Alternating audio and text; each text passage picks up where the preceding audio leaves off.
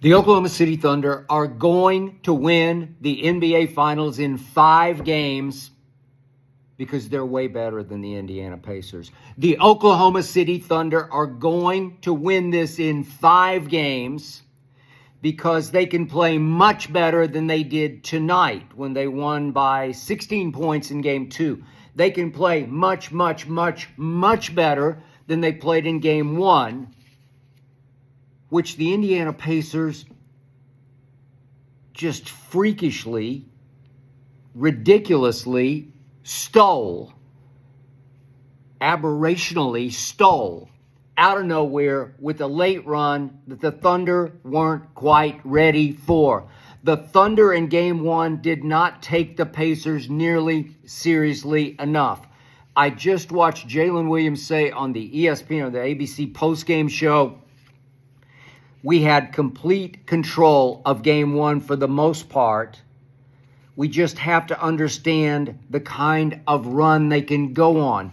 They didn't appreciate it. They didn't believe it. They didn't buy the fact that they'd come from whatever it was, 17 down 3 times before that. Now they 4 times have come from at least 15 down because the Thunder had them down 15 early in the 4th, almost 15 again with 8.5 to go when Caruso made a spectacular and one shot and didn't close the case with a free throw. It just felt to me like if he makes that free throw, the game's just psychologically going to be over for the Pacers. And here they came, and down the stretch, they made 6 threes to 0 for Oklahoma City because the Thunder got overconfident. The Thunder pulled foot off gas. The Thunder kept playing, are we there yet? The Thunder kept looking at the Pacers like, is that enough? You guys are going to quit now? And the Thunder thought the Pacers were saying, yeah, but they were saying nope. And here they came. And I have nothing but respect for how they came back freakishly, ridiculously, and stole Game 1. I still can't get over it. It should not have happened. Even the great Shai Gilgeous-Alexander near the end of that game just kind of lost his mind on defense. He lost his man, Siakam. I've seen SGA do this. He'll have just little lapses in his genius memory and genius mindset and genius IQ. He'll just have a glitch. He did against Dallas last year when he fouled P.J. Washington in the corner and gave him the free throws that won the game.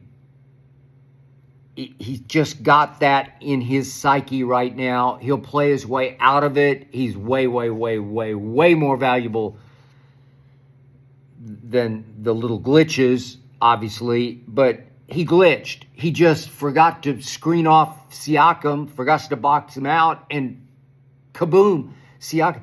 They forced Nembhard into an air ball 3, and Siakam just caught it on the airball fly, just caught it underneath and laid it in on SGA. That cut it to 1 point and set up the Halley shot. The hell of a Halley shot. He's way better shooting last shots than he is all the rest of the shots. He got going in the 4th quarter tonight, but it felt like Dak Prescott kind of garbage yard numbers, where Dak piles it up in the 4th quarter when they're hopelessly behind. So Halley had 17, but he got 12 in the 4th when they were mostly down 20. Way to go, Halley. Some NBA players are sitting back thinking, well, I voted for you for most overrated, and I'd do it again tonight. He had 14 in Game 1. He had 17, including 12 in the 4th quarter of Game 2. But he hit the shot, and they go home 1-1.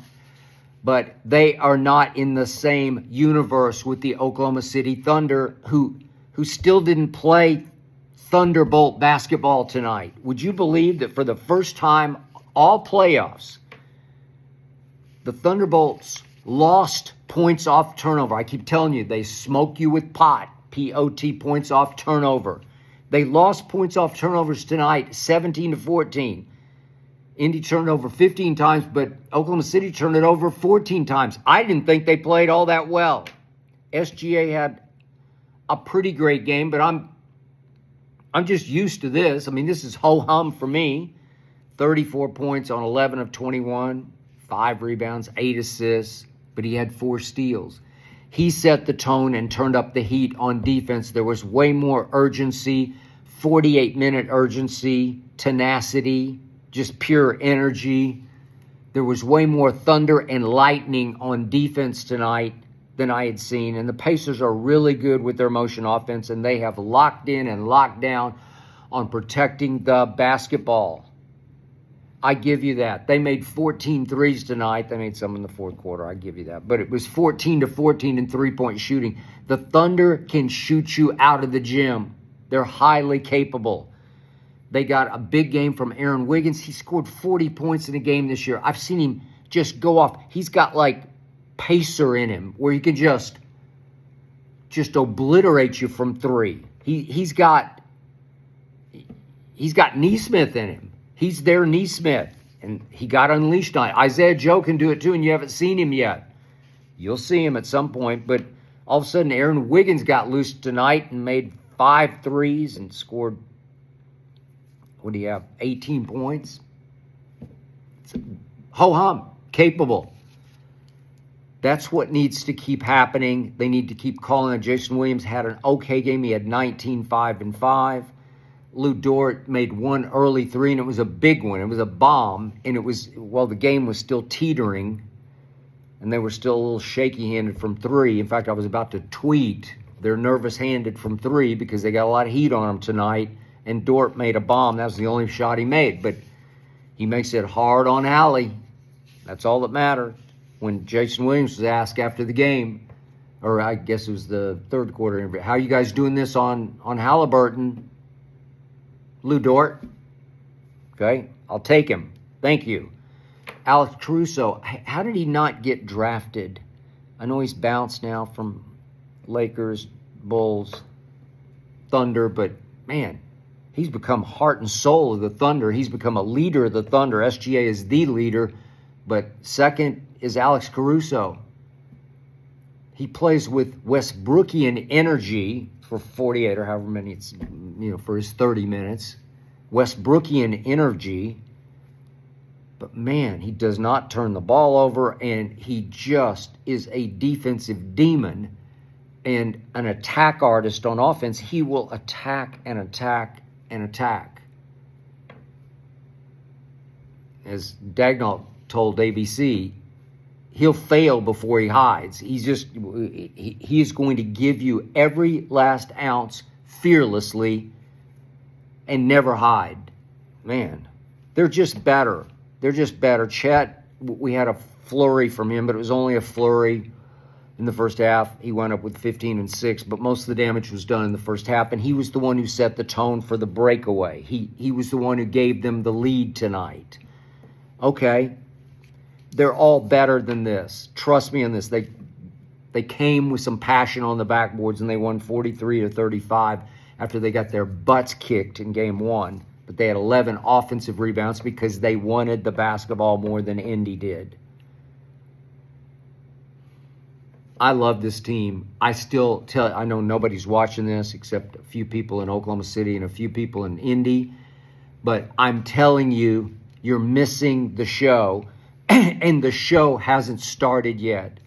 This is the best defense I have ever seen in the National Basketball Association. It's the most hellacious attack mode defense I've ever seen. It is all hands like knives, like Jinsu knives. It's just hard to dribble through them. I think they actually play a little better on the road than they do at home. So let's see what happens. Let's see them go Jinsu knife on the Pacers at Indy on Wednesday night. The Thunder are favored by 3.5. So the experts, the odds makers are saying, well, yeah, they were 11.5 tonight, but only 3.5 at Indy. The barns will burn in Indiana. This is going to be it. This will be for the series on Wednesday night. I can't wait to talk about it on my show tomorrow. I'll go deeper tomorrow. But for tonight, I'm just telling you, 123-107 was ho-hum. Thunder played okay. OKC played okay basketball for most of the game. But this is not the Thunder yet. You haven't seen the thunderstorm yet. You'll see it on Wednesday night. I guarantee it. Wednesday night will be the night that the Thunder take complete control of this series. Good night, Indiana.